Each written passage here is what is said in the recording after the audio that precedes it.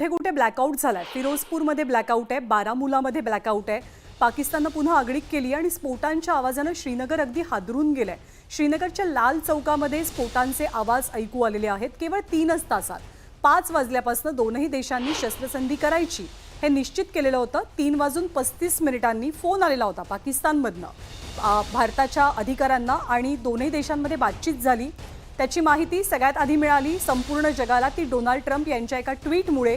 त्यांनी सांगितलं की रात्रभर चर्चा झाली, दोनही देश मान्य झालेले आहेत काही विशिष्ट मुद्द्यांवरती आणि दोनही देशांनी जो सामंजस्यपणा दाखवलाय त्याबद्दल मी त्यांचं अभिनंदन करतो. आणि सीज फायर झाल्याचं घोषित एक प्रकारे करण्यात आलं आणि 3च तासामध्ये पाकिस्तानने शस्त्रसंधीचं उल्लंघन केलेलं पाहायला मिळतंय. प्रशांत तिले रामदास यांच्याकडे जाते. प्रशांत, श्रीनगर खूप मोठं टार्गेट सध्या श्रीनगर असल्याचं दिसतंय, कारण ओमर अब्दुल्ला यांचं ट्विट की सगळ्या बाजूनं स्फोटांचे आवाज ऐकू येत आहेत. तर श्रीनगरची काय परिस्थिती, अपडेट काय श्रीनगरमधनं?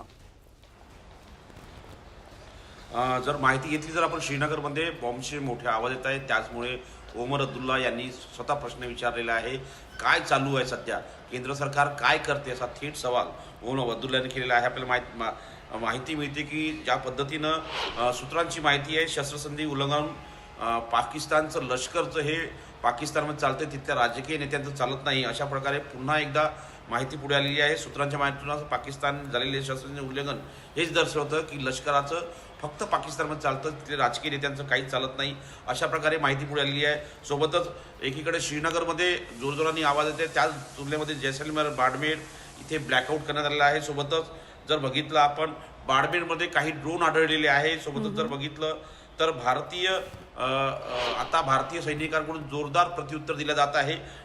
पाकिस्तानकडून पाकड्याकडून शस्त्रसंधीचं उल्लंघन करण्यात आल्याची माहिती पुढे आलेली आहे. पाकिस्तानने पुन्हा एकदा शस्त्रसंधीचं उल्लंघन केलं हे पुन्हा एकदा पाहायला मिळत आहे. नियंत्रण रेषेवर जोरदार गोळीबार सुरू आहे, शेलिंग येत आहे, ड्रोन पाठवून तणाव निर्माण केला जात आहे आणि सोबतच भारतीय सुरक्षा दलांनी तात्काळ आणि ठाम प्रत्युत्तर दिलं असून या परिस्थितीवर नियंत्रण ठेवण्याचा प्रयत्न सध्या सुरू असल्याची माहिती पुढे आहे. पठाणकोटमध्ये देखील पुन्हा एकदा ब्लॅकआउट करण्यात आल्याची माहिती पुढे आलेली आहे. त्यामुळे या घडीला हे अत्यंत महत्त्वाचं आहे की या सीमा भागातील अनेक राज्यांमध्ये, जसं राजस्थान असो, पंजाब असो किंवा सोबतच जर बघितलं आपण जम्मू काश्मीर असो, या सर्व भागांमध्ये काही शहरांमध्ये ब्लॅकआउट करण्यात आल्याची माहिती पुढे आहे. पठाणकोटमध्ये ज्या पद्धतीने ब्लॅकआउट करण्यात आलेलं आहे हे मोठं धक्कादायक आहे, कारण की पठाणकोट हे भारतीय हवाई दलाचं एक एअरबेस आहे. त्यामुळे त्या एअरबेसला हे टार्गेट करतात का हे देखील पाहणं अतिशय महत्त्वाचं असेल. ज्ञानदा, बाडमेरमध्ये पाकिस्तानचा ड्रोन पाडलेला आहे. आपण बघितलं की अनेक ठिकाणी पाकिस्ताननं ड्रोन हल्ल्यांना सुरुवात केली आहे. राजस्थानच्या बाडमेरमध्ये पाकिस्तानचा ड्रोन पाडण्यात भारतीय हवाई दलाला आपल्या एअर डिफेन्स सिस्टीमला यश मिळालेलं आहे. त्यामुळे आगळीक सुरू केलेली आहे. जी परिस्थिती गेले 2 ते 3 दिवस आपण सर्वजण अनुभवतोय की संध्याकाळ झाली, दिवस मावळला की पाकिस्तान एकापाठोपाठ एक ड्रोनची रांगच लावतं. काल तर त्यांनी थेट दिल्लीलाही टार्गेट केलेलं होतं. त्यानंतर सैन्य दलानं पत्रकार परिषद घेऊन पाकिस्तानचा खोटारडेपणा सुद्धा उजेडात आणलेला होता की भारताच्या बाबतीत काय काय खोटं नाटं पाकिस्तानकडनं पसरवलं जात आहे आणि अगदी पुराव्यानिशी सगळं सिद्ध झालं. आणखी काही व्हिज्युअल्स, आणखी काही दृश्य आपण पाहतोय. ही हवाई हल्ल्याची दृश्य आहेत. कशा पद्धतीनं पाकिस्तानकडनं एकापाठोपाठ एक ड्रोन भारतीय सीमेमध्ये धाडले जात आहेत आणि ड्रोनच्या माध्यमातून हल्ल्याचा प्रयत्न केला जातोय. 1, 2, 3, 4, 5, 6 अगदी आपण रांगेत मोजलं तरी या हल्ल्यांची तीव्रता आपल्या लक्षात येते. ओमर अब्दुल्लांनी एक ट्विट केलेलं होतं की संपूर्ण श्रीनगरमध्ये सध्या ब्लास्टचे, मोठ्या स्फोटाचे आवाज ऐकू येत आहेत. नेमकं घडतंय काय? सर्वांना एक मोठा दिलासा मिळालेला होता. सर्वांनी निश्चिंत राहण्याचा संदेश सर्वांपर्यंत पोहोचवला. का तर सीज फायर झालेलं होतं, शस्त्रसंधी झालेली होती, जागतिक पातळीवरती झाली होती.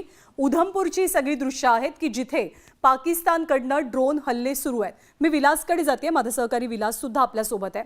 विलास, आता ब्रिगेडियर हेमंत महाजन सरांनी सांगितलं की पाकिस्तान काही विश्वास ठेवण्याच्या लायकीचाच देश नाही आहे आणि यामधनं एक गोष्ट अगदी स्पष्टपणे अधोरेखित होते की पाकिस्तान नेमका चालवतंय कोण, पाकिस्तानची कमान नेमकी कुणाच्या हातात आहे. तर हा मुद्दा पण आपण हायलाईट करायला हवाय.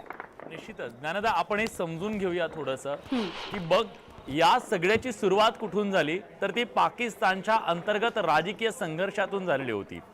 जेव्हा आसिफ मुनीरची खुर्ची धोक्यात आली त्याच्या विरोधात प्रचंड तिथं रोष निर्माण झाला अगदी लेफ्टनंट कर्नल पासून अधिकारी त्याच्या विरोधात आले, तेव्हा दहशतवादाला फूस लावून काश्मीरच्या मुद्द्यावर आपली खुर्ची बळकट करण्याचा प्रयत्न आसिफ मुनीरनं केलेला होता आणि त्यामुळे एक त्या प्रकारचं विश्लेषण केलं जात होतं की आसिफ मुनीरनं हे घडवून आणलेलं आहे। मग आसिफ मुनीर आज अशा परिस्थितीमध्ये त्याला माघार घेणं मान्य नाहीये का, हा एक सवाल याच्यातून निर्माण होतो। आणि स्पष्टपणे एक गोष्ट आहे की दोघांमध्ये भांडण झालं, मैत्री झाली, हात मिळवला आणि हात मिळून परतत असताना पाठ वळताच त्याच्या पाठीत सुरा खुपसणं, तशाच प्रकारची कृती ही म्हणावी लागेल। कारण आता जर शस्त्रसंधी झाली आहे म्हणून आपण रिलॅक्स झालो असतो, कदाचित आता जर फायटर विमानं त्यांनी पाठवली असती, खरं तर आपलं सैन्य विश्वास ठेवणारच नाही पाकिस्तानवर, पण हे किती मोठा धोका आहे, किती मोठा विश्वासघात आहे भारताचा, हे समजून घेतलं पाहिजे। हा विश्वासघात ज्ञानदा आज नाही केलेला यांनी, या आधी सुद्धा इतिहासामध्ये आपण बघितलं की जेव्हा भारत स्वतंत्र झाला यांनी सांगितलं की आमचे तिथं सैनिक नाही आहेत, कबाली आहेत तिथं, आणि जेव्हा संयुक्त राष्ट्राचे लोक तिथं गेले तेव्हा कळलं की पाकिस्तानी सैन्य आहे। पहिलं खोटं त्यांनी तिथं होतं। ताश्कंतचा करार झाला, ताश्कंतच्या करारानंतर सुद्धा यांनी 71चं युद्ध केलं आपल्यासोबत। 71चं युद्ध झाल्यानंतर पुन्हा आपण शिमला करार केला, शिमला करार केल्यानंतर प्रॉक्सी वॉर यांनी सुरू केलेलं होतं। थोडंसं यासाठी थांबवले कारण एक ब्रेकिंग न्यूज आहे ती आपण आपल्या प्रेक्षकांना सांगूयात। ज्या मुद्द्यावरती तू बोलतोयस त्याच्याशीच अनुसरून ही ब्रेकिंग आहे की पाकिस्तानच्या लष्करानं शहाबाज शरीफ म्हणजे पाकिस्तानचे पंतप्रधान यांचा आदेशच धुडकावून लावलाय का? पाकिस्तानी लष्करानं पाकिस्तानी सरकारवरती ही एक प्रकारे कुरघोडी केली आहे का? कारण विलास आपल्याला ह्याच्यामध्ये कर दिया गया है और लोगों से कहा गया है कि वो ज़्यादा घरों से बाहर ना निकलें और मूवमेंट को रिस्ट्रिक्ट किया जा रहा है लोगों की। और अभी लोग जो हैं कई जगहों पे वीडियो बना रहे हैं, जब धमाके हो रहे हैं जिस तरीके से हम यहाँ पे देख पा रहे हैं, तो ऐसा लगता है कि कहीं पे ड्रोन अटैक हो रहा है या कहीं पे मिसाइल अटैक हो रहा है और उसको इंटरसेप्ट किया जा रहा है और उसी बीच ये धमाका हो जाता है, यानी हवा में ही विफल कर दिया जा रहा है इस अटैक को। आपले प्रतिनिधी माहिती देतात की ड्रोन हल्ल्यांची तर शक्यता आहेच, ते दिसतायत ड्रोन आपल्याला उधमपूरमध्ये। उधमपूर जम्मू काश्मीरमधलं एक महत्त्वाचं शहर आहे।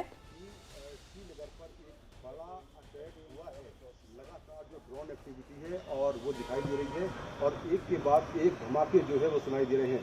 पिछले 20 मिनट के अंदर 100 से ज़्यादा ब्लास्ट आसमान में हो चुके हैं, जिनको मैं देख पा रहा हूँ। लगातार जो ड्रोन हैं वो आ रहे हैं और एक के बाद एक धमाके श्रीनगर में सुनाई दे रहे हैं। तो हालांकि अभी ऑफिशियल कोई इसका कंफर्मेशन नहीं है कि आखिर ये क्या है, लेकिन जो ड्रोन एक्टिविटी है उसको मैं आपको दिखा सकता हूं कि किस तरह से जो ड्रोन एक्टिविटी है वो यहाँ पर हो रही है। मेरी जानकारी के मुताबिक जो डल लेक है, राजभवन है और हरी पर्वत है, एयरपोर्ट है, वहाँ पर जो उनको टारगेट करने की कोशिश की गई है और इसका जो है इसका जो है एयर डिफेंस सिस्टम के जरिए जवाब भी दिया जा रहा है। सारे हमले जो है वो नाकाम किए जा रहे हैं। एक के बाद एक धमाके पिछले 20 मिनट में 100 से ज़्यादा ब्लास्ट हो, जो धमाकों की आवाज़ है वो हमें सुनाई दी है। आसमान में लगातार टिड्डी की तरह जो टिड्डी दल होता है उसकी तरह बड़ी संख्या में जो ड्रोन्स हैं वो दिखाई दे रहे हैं और जैसे ही ड्रोन आते देखिए फिर अभी एक धमाके की आवाज़ आई है। तो लगातार यहाँ पर धमाकों की आवाज़ आ रही है। पूरा श्रीनगर शहर फिलहाल ब्लैकआउट कर दिया गया है। पहले हमने सायरन सुना था तो हमें लगा कि सायरन शायद ऐसे ही बज रहा होगा। इसके बाद हमें कुछ धमाकों की आवाज़ आई, तब हम होटल के अंदर थे तो हमको लगा कि शायद कहीं फायरिंग हो रही है, लेकिन हम जैसे ही बाहर निकले हमको समझ में आ गया कि ये ड्रोन एक्टिविटी है, क्योंकि आसमान में लगातार एक के बाद एक जो जो लाइट्स हैं वो जलती हुई दिखाई दे रही थी और बाद में वो देखिए फिर यहाँ पर एक आवाज़ आई है। तो ये देखिए एक और आवाज़ आई है, कोशिश करता हूँ सुनवाने की।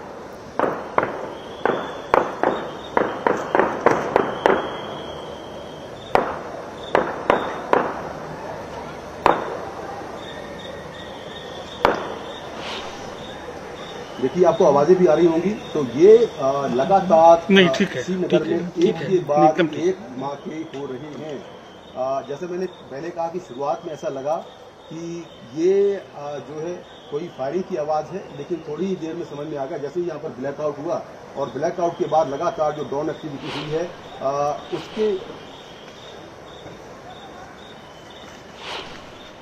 तर आपले श्रीनगरचे प्रतिनिधी नेटवर्क 18 से माहिती देतात की एका पाठोपाठ एक इतके भयानक स्फोट होत आहेत, 20 मिनिटात जवळपास 50 ठिकाणी स्फोटाचे आवाज श्रीनगरमध्ये ऐकू आलेत. ओमर अब्दुल्लांनी सुद्धा हेच ट्विट केलेलं आहे की एकापाठोपाठ एक स्फोट होत आहेत, मग सीज फायरचं नेमकं काय झालं.